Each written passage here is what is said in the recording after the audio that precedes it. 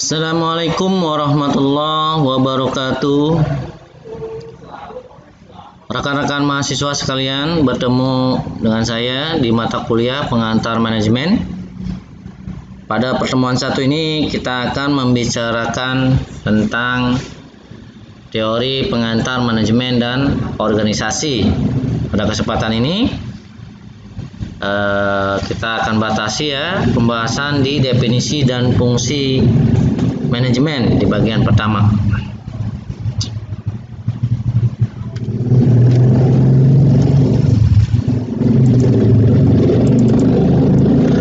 Manajemen ini, kata manajemen berasal dari bahasa kuno manajemen yang artinya memiliki arti seni melaksanakan dan mengatur. Manajemen belum memiliki definisi yang mapan dan diterima secara universal. Di sini ada beberapa pendapat para ahli tentang manajemen. Saya ambil dua, yaitu menurut Mary Parker Follett dan Ricky Griffin. Pada tahun 2003, Follett mendefinisikan manajemen sebagai seni menyelesaikan pekerjaan melalui orang lain. Definisi ini berarti bahwa seorang manajer bertugas mengatur dan mengarahkan orang lain untuk mencapai tujuan organisasi. Dan Griffin tahun 2006 mendefinisikan bahwa manajemen sebagai proses perencanaan, pengorganisasian, pengkoordinasian, dan pengontrolan sumber daya untuk mencapai sasaran atau goals secara efektif dan efisien.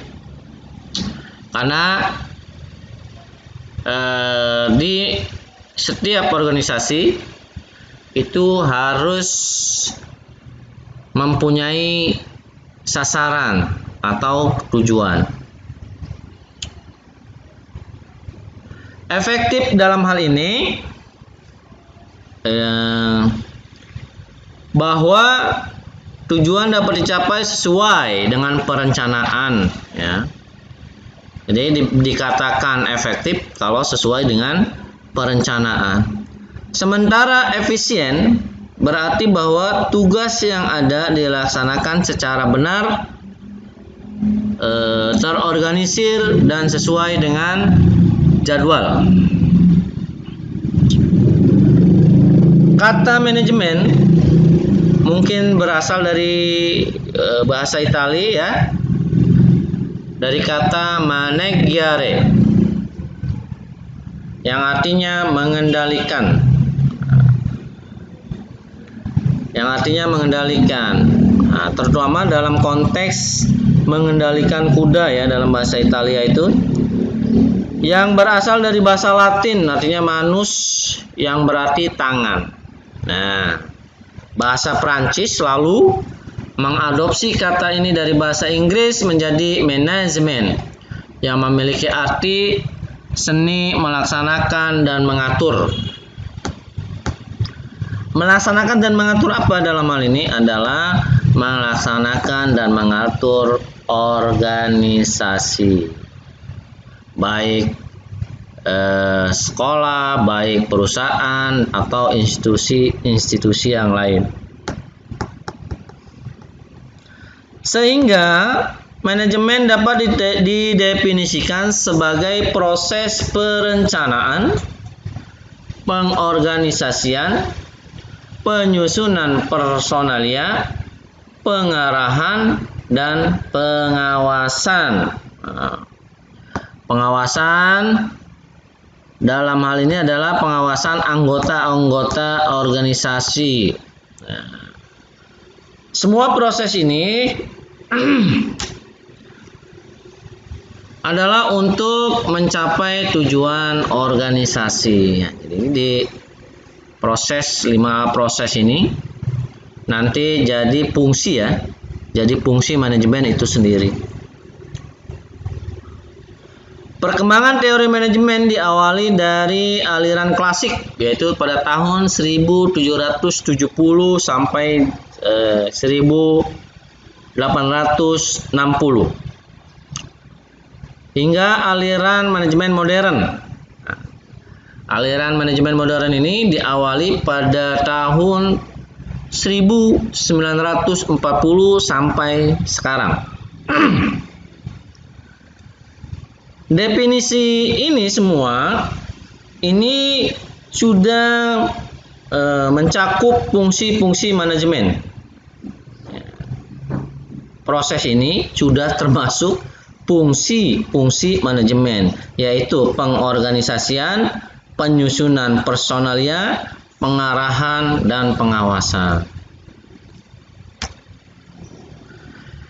Manajemen adalah proses perencanaan yang telah kita sebutkan tadi ya, perencanaan, pengorganisasian, penyusunan personalia, pengarahan, dan pengawasan anggota-anggota organisasi untuk mencapai tujuan organisasi. Fungsi-fungsi manajemen mencakup juga yang tadi proses tadi, perencanaan, pengorganisasian, penyusunan personalia, pengarahan, dan pengawasan. Manajemen yang harus dilaksanakan itu dengan efektif, bekerja yang benar dan efisien. Bekerja ya efektif dalam artian sesuai dengan perencanaan yang dilaksanakan, ini harus sesuai dengan perencanaan, efektif ya. Kalau bekerja yang benar artinya berorientasi pada input dan output. Inputnya apa, harus menghasilkan apa. Itu bekerja yang benar. Jadi tidak melenceng, inputnya mengarah ke output tertentu. Misalkan outputnya A, maka inputnya harus menuju ke arah output. Harus sesuai, berorientasi pada input dan output. Konsentrasinya di situ. Dalam artian bekerja yang benar dan efisien. Bekerja dengan benar berorientasi pada cara untuk mencapai tujuan. Jadi caranya, konsentrasinya ada di cara atau orientasinya ada di caranya. Harus kita buat cara-cara tertentu untuk mencapai tujuan. Fungsi-fungsi manajemen. Yang pertama adalah perencanaan. Untuk memulai manajerial, ini langkah pertama adalah fungsi manajerial atau manajemen. Yang melakukannya adalah yang disebut dengan manajer ya.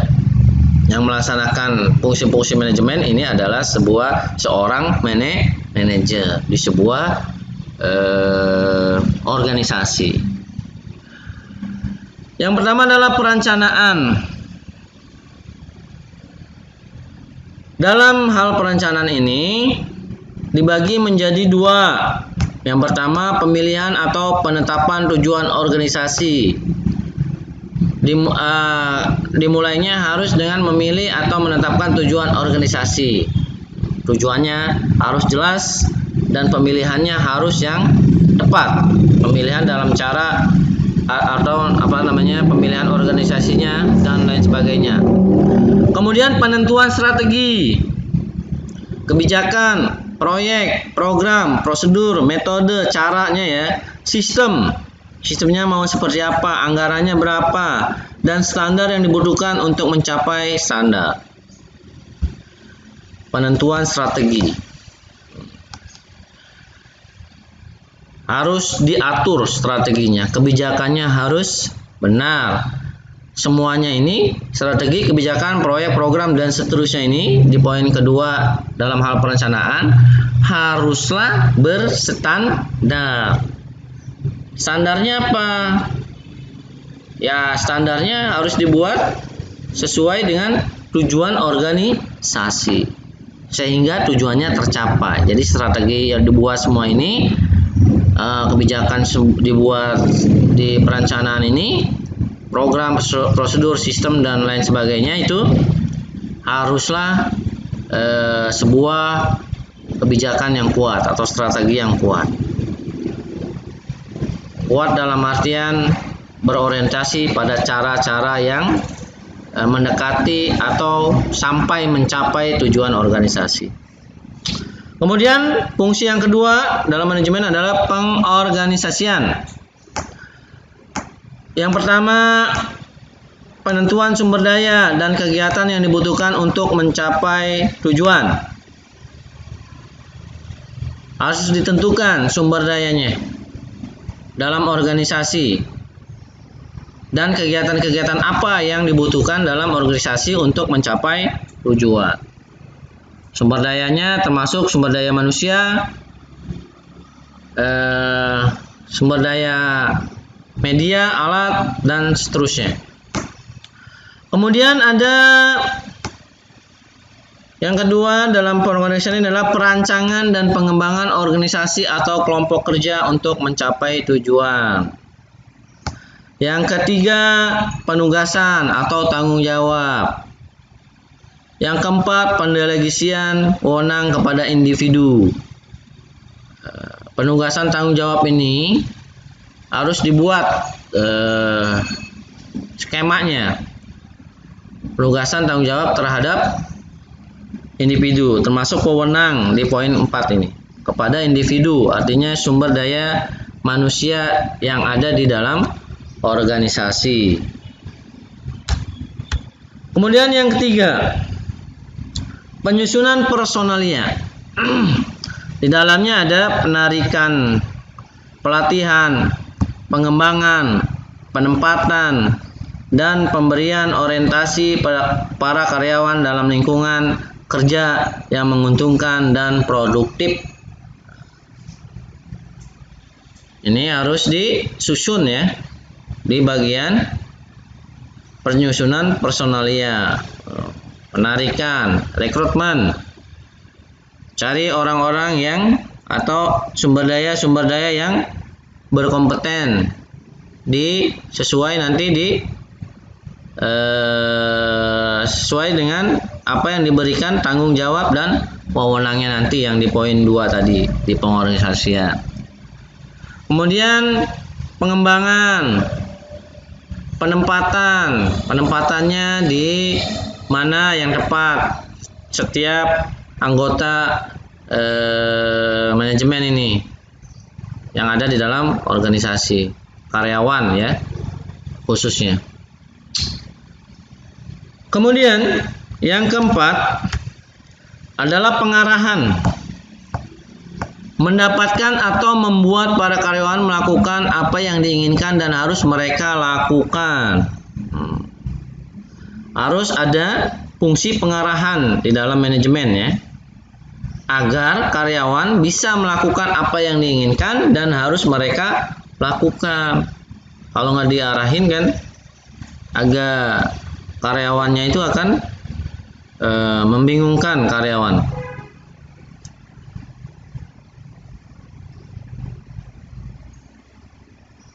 Fungsi pengarahan ini ya, meminta para karyawan untuk bergerak menuju tercapainya tujuan organisasi.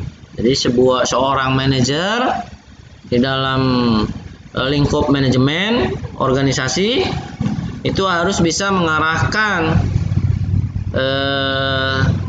karyawannya untuk bisa bergerak menuju tercapainya tujuan organisasi. Biasanya ini akan bisa tercapai kalau karyawannya diarahkan ke hal-hal yang bisa mereka membuat inovasi atau kreativitasnya tinggi dalam bergerak atau bekerja. Kemudian yang kelima adalah fungsi pengawasan. Penemuan dan penerapan cara dan peralatan untuk menjamin bahwa rencana telah dilaksanakan sesuai dengan yang telah ditetapkan. Pengawasan positif berupaya mengetahui apakah tujuan organisasi dicapai dengan efektif dan efisien atau tidak. Pengawasan negatif berupaya menjamin kegiatan yang tidak diinginkan tidak terjadi. Ada dua ya. Ada pengawasan positif, ada pengawasan negatif. Kalau pengawasan positif itu berupaya mengetahui apakah tujuan organisasi dicapai dengan efektif dan efisien atau tidak. Kemudian pengawasan negatif berupaya menjamin kegiatan yang tidak diinginkan tidak terjadi. Seorang manajer harus memiliki kemampuan untuk melaksanakan fungsi manajemen dari sisi fungsi pengawasan, baik itu pengawasan positif maupun pengawasan negatif. Fungsi pengawasan ini ada 4 standarnya ya. Penetapan standar pelaksanaan, kemudian yang kedua penentuan ukuran pelaksanaan, yang ketiga pengukuran pelaksanaan dan perbandingan dengan standar. Kemudian pengambilan tindakan koreksi bila ada penyimpangan. Ini fungsi pengawasan. Nah, fungsi-fungsi ini